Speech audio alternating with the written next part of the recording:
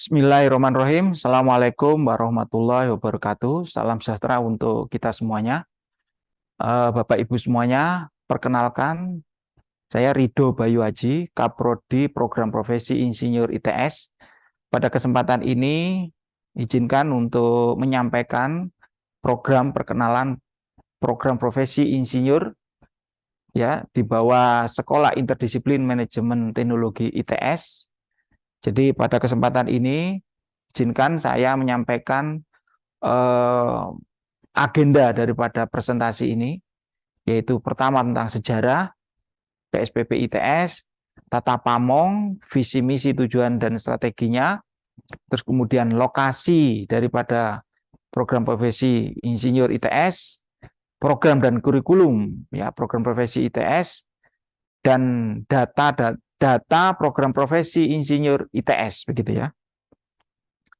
Untuk pertama-tama marilah kita memahami dulu bagaimana sejarah ya. Jadi ITS ini mendapat mandat dari Dirjen ya, Dirjen Kementerian Pendidikan ya, Ristekdikti itu pada tahun 2016. Nah, mandat ini ditindaklanjuti oleh ITS pada 10 Agustus 2017 tentang penyelenggaraan program profesi ITS, dan dilanjutkan turunnya SKK Prodi PSPP ITS pada tanggal 27 Januari 2018. Dan 29 Februari sampai 31 ini PSPP ITS memperoleh akreditasi minimum. Dan untuk terus menyempurnakan pelaksanaan PSPP di ITS mengerange ya tata pamong daripada PSPP ini di bawah Sekolah Interdisiplin Manajemen dan Teknologi ya pada tahun 2021, dan resmi ya dari SK Rektor tanggal 6 Mei 2021 PSPPI di bawah Sekolah Interdisiplin Manajemen Teknologi. Dan 2022 ini akreditasi baik turun dari Ban PT, dan 8 Maret 2023 setelah ada asesmen lapangan PSPP ITS memperoleh akreditasi B. Kalau menurut dalam teknik ini baik sekali begitu ya. Dan alhamdulillah juga PSPP ITS ini memperoleh amanah sebagai sekretariat Forkom pengelola PSPPI. Apa itu Forkom? Nanti selanjutnya ada di slide berikutnya. Nah ini Bapak Ibu. Secara garis besar ya tata pamong PSPP ITS itu tidak berdiri sendiri, tetapi memang bekerja sama menurut undang-undang itu dengan Persatuan Insinyur Indonesia, dan juga PSPP ITS ini ikut di dalam forum komunikasi pengelola ya penyelenggara program profesi insinyur, dan itu semua terkoneksi dengan rektor ITS, sehingga prodi program profesi ini di bawah Sekolah Interdisiplin Manajemen Teknologi atau SIMT ya.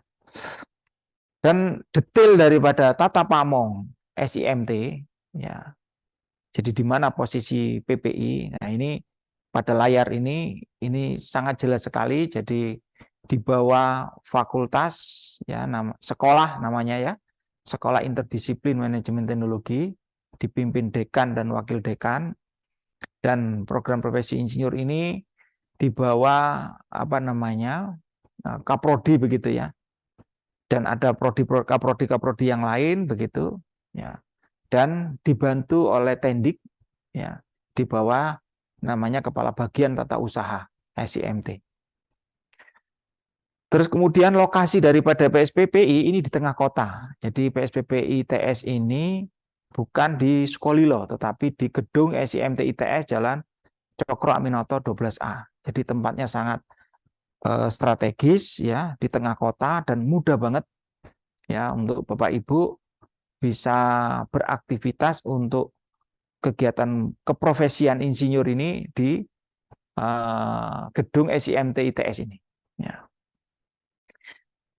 Dan apa visi misi PSPP ITS? Tidak lain adalah turunan daripada undang-undang keinsinyuran, ya tentunya diturunkan dari visi misi ITS dan SIMT, ya. Dan karena keunikan program PP ini, PSPP ini adalah tidak lain sesuai dengan undang-undang ini kan bagaimana menghasilkan lulusan yang beretika, menjunjung kode etik keinsinyuran dan profesional dalam bekerja di bidang keinsinyuran.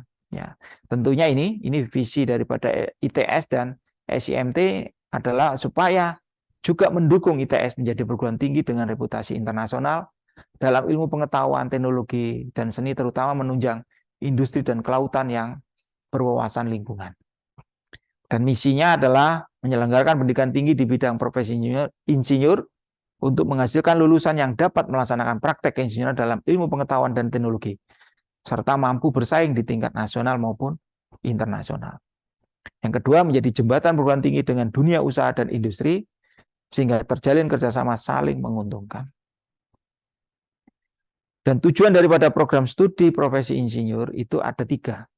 Ya. Yang pertama, menghasilkan insinyur dengan memiliki kompetensi dan kedayagunaan profesi melaksanakan pekerjaan dengan mengutamakan keluhuran budi. Nah ini ya, ini paling penting di undang-undang ini, mengutamakan keluhuran budi, keamanan, keselamatan, kesehatan, dan kemaslahatan masyarakat serta lingkungan, dan terus meningkatkan kualitas tenaga pendidik dalam keinsinyuran. Yang kedua, menghasilkan insinyur dengan memiliki pengetahuan, pemahaman, keterampilan di bidang keinsinyuran dimulai dari tahap perencanaan, pelaksanaan, pengoperasian, monitoring, dan evaluasi keterampilan di bidang keinsinyuran dan dapat melakukan praktek keinsinyuran sesuai dengan bidang kejuruan yang ditekuni. Dan yang ketiga, yang terakhir, berperan aktif dalam kegiatan keinsinyuran di Indonesia dengan berkemampuan mengkomunikasikan hasil kegiatan keinsinyuran dalam bentuk lisan, tertulis, sehingga dapat meningkatkan peran serta ITS dalam pembangunan nasional. Nah, slide ini adalah slide yang paling penting untuk apa kita mengikuti program profesi insinyur sesuai dengan Undang-Undang 11 tahun 2012, tidak lain adalah supaya insinyur itu mendapat ya, hak lindungan ya terhadap aktivitas keinsinyurannya. Yaitu apa? Dengan ada surat tanda register keinsinyuran. Nah, tentunya STR ini dapat diperoleh dengan mengikuti tahapan ya sesuai dengan undang-undang, itu dengan mengikuti program profesi insinyur baik RPL maupun reguler, sehingga memperoleh gelar insinyur level 7 KKNI, ya kan? Dan selanjutnya itu juga melanjutkan ya dari kegiatan program profesi itu dengan merekam ya rekaman daripada praktek keinsinyuran dengan dinilai oleh Badan Kejuruan dari Persatuan Insinyur Indonesia, sehingga para insinyur itu akan dinilai apakah di posisi madya, utama maupun pratama, begitu ya. Jadi berikutnya ini adalah landasan hukum penyelenggaraan PSPPI, di mana program profesi insinyur itu dimulai dari penerimaan dari sarjana teknik, ya gelar akademik, ya level kualifikasi 6 ini masuk di program profesi selama dengan mengikuti kurikulumnya begitu ya, sehingga memperoleh sertifikat profesi insinyur dan tercatat, maka berhak ya dengan gelar profesi insinyur. Dan praktek insinyur ini di bawah supervisi insinyur terregistrasi untuk supaya memupuk daripada kompetensinya. Terus apa itu insinyur? Insinyur adalah sebutan profesi yang diperoleh dari program profesi insinyur atau PSPPI. Ya, landasannya adalah dari Undang-Undang pasal 7 ayat 1 dan ayat 2. Ya. Dan kemudian pedomannya di sini menurut Undang-Undang pasal 7 dan pasal 9, saya kutipkan pasal 9 ini, gelar profesi insinyur sebagaimana dimaksud dalam pasal 7 ayat 1 disikat dengan IR dan dicantumkan di depan nama yang berhak menyandangnya. Ya. Dan juga ada PP 25 2019, dan ini untuk terupdate paling baru ini tentang Permendikbud Ristek nomor 39 2022 tentang penyelenggaraan ya program profesi insinyur begitu ya. Dan nanti akan didetailkan di slide berikutnya apa bedanya RPL dan reguler. Ini apa namanya? pohon perundang-undangan untuk kegiatan keinsinyuran ya, dari undang-undang sampai diturunkan sampai ke akar ya, keputusan Dirjen dan Permen begitu ya. Seperti yang terakhir ini Permendikbud Ristek nomor 39 2022 tentang penyelenggaraan PSBBI. Nah, apa ya? Jadi sebelum dijelaskan lebih lanjut tentang apa itu PSBBI, ini yang perlu dipahami untuk Bapak Ibu ya kan. Perihal apa konsekuensi seandainya insinyur itu tidak mengikuti ya undang-undang yang sudah diterbitkan ya tentang undang-undang keinsinyuran. Ini sebagai contoh bagi bukan insinyur yang menjalankan praktek keinsinyuran dan bertindak sebagai insinyur, ini ada konsekuensi ya, tahanan 2 tahun paling lama. Ya, paling banyak ya dendanya adalah 200 juta. Dan bagi bukan insinyur yang bertindak sebagai insinyur sehingga mengakibatkan kecelakaan, cacat, hilangnya nyawa seseorang atau hilangnya harta benda, ini dengan tahanan ya paling lama 10 tahun. Ya, dan denda paling banyak 1 miliar. Ya, bagi insinyur atau insinyur asing yang dalam melaksanakan tugasnya tidak memenuhi standar keinsinyuran sehingga mengakibatkan kecelakaan, hilangnya nyawa seseorang atau hilangnya harta benda, ini dengan tahanan paling lama 5 tahun dan denda paling banyak 1 miliar. Nah, ini detail daripada bagaimana proses STR ini. Sebelum STR ini ada proses pengisian ya formulir aplikasi insinyur profesional ya FAIP ya, di mana ya ini akan terpahami dengan baik di kegiatan program profesi insinyur ya, di apa namanya di ITS itu akan dijelaskan ya baik di moda RPL maupun reguler ini dalam bagaimana mengisi FAIP ini, untuk supaya apa? Untuk supaya kita tahu ya skor daripada jam terbang keinsinyuran kita ini ada di skor mana. Jadi kalau apa namanya skor 3.000 ya minimal 3.000, nah ini diwawancarai oleh Badan Kejuruan dan diverifikasi dan divalidasi lembaga sertifikasi kompetensi insinyur, maka kita mendapat hak ya, hak kita adalah di insinyur profesional madya.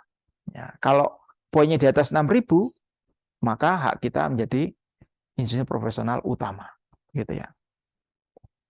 Dan ini akan dinilai Badan Kejuruan oleh 3 orang majelis penilai dari latar belakang ya yang mendalami tata cara sertifikasi, penilaian spesifikasi sub kejuruannya sama, penilai dengan bidang pekerjaannya yang sama. Nah, untuk pengambilan STRI ini di Kementerian apa namanya Pendidikan dan Kebudayaan Ristek ya, ini juga sudah dituliskan ya, ini bahwa tanggal 31 2022 ini dianjurkan untuk pengambilan surat tanda registrasi insinyur ya. Jadi ini dosen-dosen sudah diwajibkan begitu ya. Terus kemudian di slide berikutnya ini adalah detailing ya bagaimana insinyur profesional pratama, madya, dan utama begitu ya. Sebagai contoh di utama itu tidak lain adalah bagaimana seorang insinyur mampu melaksanakan kerja profesi keinsinyuran yang sangat khas, sangat rumit, dan memimpin tim insinyur profesional antar kejuruan dan disiplin. Ya, jadi itu utama. Nah, kalau madya bagaimana? Mampu melaksanakan kerja profesi keinsinyuran secara sepenuhnya mandiri atau liable. Ya. Terus kemudian ini adalah landasan hukum kegiatan PSBBI di ITS. Jadi ini mengulang kembali. Jadi memang aturan daripada program profesi insinyur itu memang sudah cukup lengkap begitu ya, cukup tertib ya bagaimana pelaksanaan PSBBI ini bisa berjalan dengan baik. Dan perlu disampaikan bahwa di ITS ini ada bidang ya, konsentrasi bidang pembimbingan ya. Dan yang terbaru adalah teknik biomedis. Dan memang di ITS ini ada prodi baru tentang kedokteran begitu ya. Jadi memang ini apa namanya membantu memberikan pelayanan kepada masyarakat untuk bisa apa namanya mengakomodasi ya kompetensi keinsinyurannya sesuai dengan bidang-bidangnya ini. Dan untuk selanjutnya ini adalah tentang detail daripada Permendikbudristek nomor 39 2022, di mana di semester genap 2022 ini PSBB ITS telah menyelenggarakan ya program reguler angkatan pertama perdana dan RPL angkatan ke-11. Nah, untuk semester gasal ini regulernya sudah angkatan yang kedua dan RPL-nya yang ke-12. Nah, apa itu program RPL? Ya, program RPL adalah proses pengakuan atas pengalaman seseorang berupa pengalaman keinsinyuran, pendidikan informal, aktivitas keinsinyuran ke dalam sektor pendidikan formal berdasarkan capaian pembelajaran PSBB ITS dengan pelaksanaan 1 semester, ya, dengan bobot 24 SKS, dengan persyaratan, ya, lulus program sarjana bidang teknik, lulus program sarjana bidang sarjana terapan bidang teknik, ya, dengan minimal pengalaman kerja keinsinyuran adalah 2 tahun. Ya, ini membedakan dari peraturan yang lama, di mana sarjana sains dan sarjana pendidikan teknik itu masih dibolehkan di RPL begitu. Tapi kalau di permen yang baru ini hanya khusus sarjana teknik dan sarjana teknik terapan, ya, dengan pengalaman minimal pengalaman keinsinyuran ini 2 tahun begitu ya. Untuk reguler, ya, program reguler ini ditempuh, ya, ini membedakan reguler dengan RPL. Kalau RPL 1 semester, ini reguler 2 semester. Ya. Jadi ini apa namanya membantu bagi fresh graduate dari sarjana teknik dan sarjana teknik terapan ini boleh tanpa pengalaman ini sudah boleh mengikuti reguler, ya, dan juga memberi pintu kepada lulusan sarjana pendidikan teknik dan sarjana bidang sains, ya, dengan tentunya disetarakan dulu dengan pengalaman praktek keinsinyuran minimal 3 tahun. Ya. Dan apa garis besar materi di PSBBI? Nah, di sini ada pengetahuan dasar dan kemampuan praktek dan studi kasus. Nah, untuk pengetahuan dasar, di sini kompetensi dasar, keprofesian, etika profesi, profesionalisme, kesehatan, keselamatan dan lingkungan dan kesejahteraan, dan kemampuan praktek di sini ini kecakapan, perilaku, soft skill, antara lain komunikasi, kerjasama, kepemimpinan, dan manajemen. Dan slide berikutnya ini adalah kurikulum atau mata kuliah, ya, daripada PSBB ITS. Ini ada 6 mata kuliah. Dengan 3 mata kuliah pertama ini adalah mata kuliah teori, ya, dasar, yaitu terdiri dari kode etik dan etika profesi insinyur, profesionalisme, terus keselamatan, kesehatan, dan keamanan kerja dan lingkungan, ya, masing-masing 2 SKS, dan praktek keinsinyuran 12 SKS, studi kasus 4 SKS, pemateri pada seminar, workshop, diskusi 2 SKS. Ya, secara prinsip praktek keinsinyuran itu adalah bagaimana menjalankan atau merumuskan filosofi keinsinyuran di industri, ya, arah perkembangan industri dan status sistem industri engineering, permasalahan keinsinyuran, tugas mengatasi masalah, dan selanjutnya penulisan laporan praktek keinsinyuran. Dan detail daripada kurikulum PSBBI di ITS, ya, khususnya RPL, ini dilaksanakan dengan pelaksanaan mentoring, ya, dilaksanakan dalam waktu 1 semester dengan mentoring 3 kali tatap muka, jadi minggu awal, tengah, dan akhir, ya, jadi dan dilaksanakan di hari Sabtu, ya, hari Sabtu, dan